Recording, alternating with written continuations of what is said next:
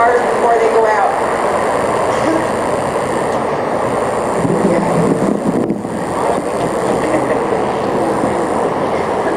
Bonjour. Wabishke mashkode bijiki anini indigenakas mayingani dodame. My name's Steve Hapy. I'm with the Tacoma chapter of the Leonard Peltier Defense Offense Committee. I'm an Anishinaabe descendant from the Fond du Lac band of Minnesota Chippewa. But I've lived out here all my life in Tacoma. And, you know, like Chauncey, I was a little boy when his father went into prison for the shootout at Oglala. And I can remember Wounded Knee on TV when I was a little kid. You know, a little child the size of these children you see around us.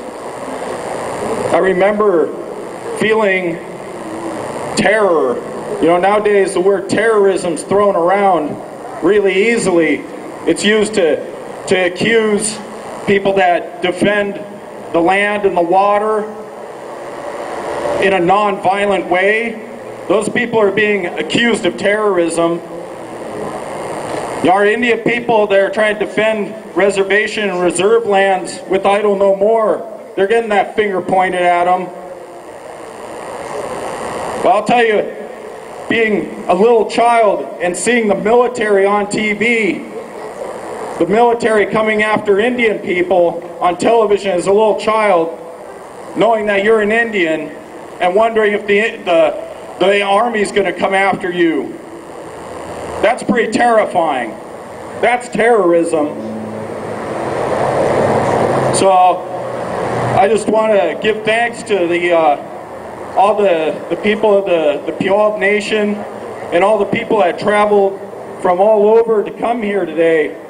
People came from California, Oregon, came from BC. We often have people come from all over the country. There may be people from other states or from up in Canada or elsewhere in the world here today. I just want to thank everyone for being here today. All the different tribes, all the different nations of people that came together for supporting Leonard Peltier's clemency. I want to give thanks to all our drummers that came today and all the Idle No More people that came out today. All of our struggles are tied together. You know, it was the energy companies that basically gave the orders to the FBI to terrorize the people of Pine Ridge through that goon squad, to terrorize the people, the traditional people that wanted to protect the land and water. I mean, who in their right mind is going to give an energy company the right to mine uranium on your land and toxify your aquifer? They're destroying our waters. They're doing it today. This wasn't just in the 70s.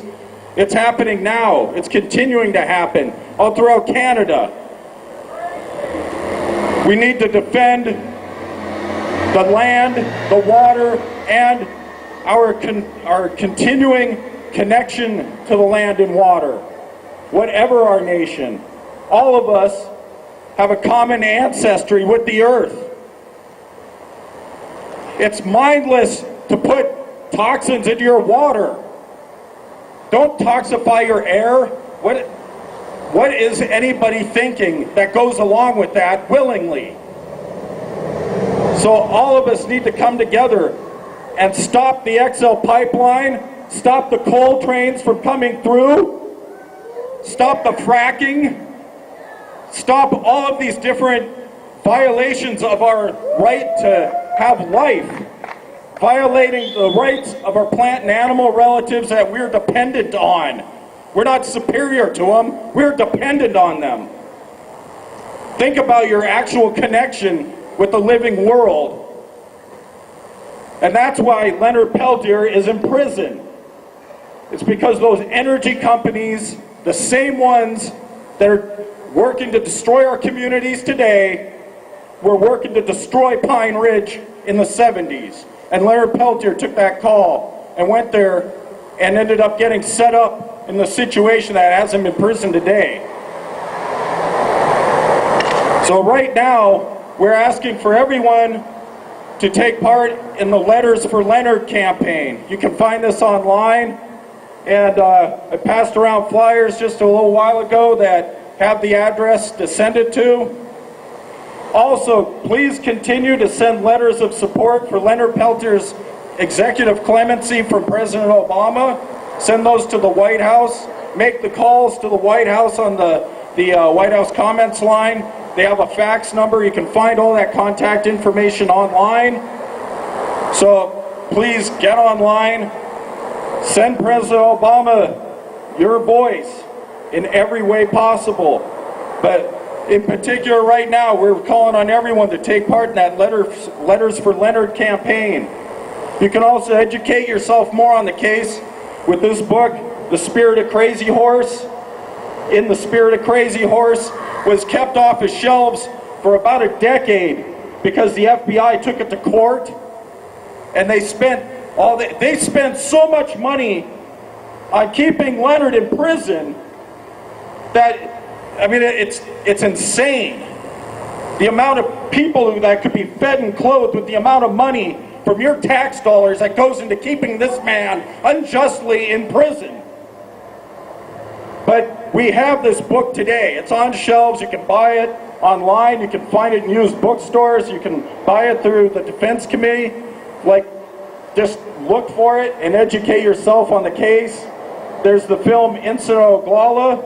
If you can find that, it's on Amazon, I believe, under $10. You can order the DVD.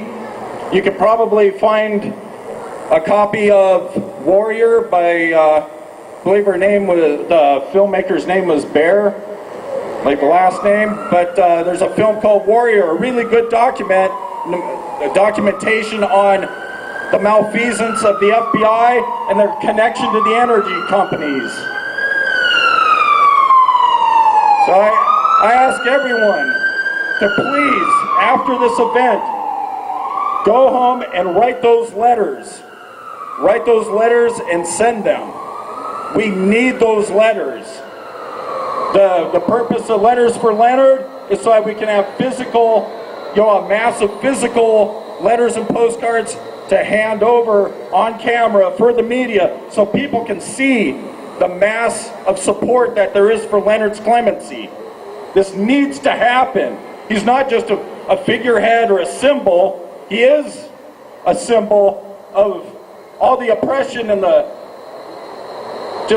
malfeasance of the government. But he's an actual living human being that's been in prison since I was a little child for a so-called crime that he never committed.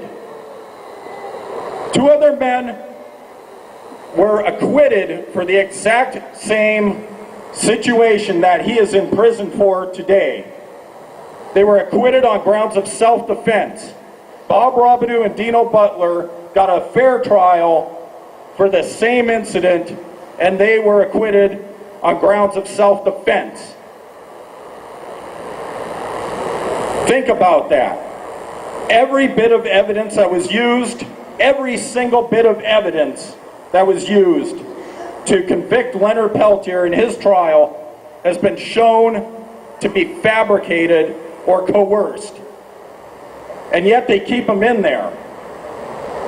We have to speak out. We have to contact the White House and let them know we're not going to tolerate that. We're not going to let them terrorize us anymore. So with that, I just want to wrap this up with thanks to everyone that came here today and everybody listening, everyone that spoke, but especially everyone that listened, everyone that heard the voices of the speakers today and heard those songs and prayers. Thank you all. Oh, all my relations.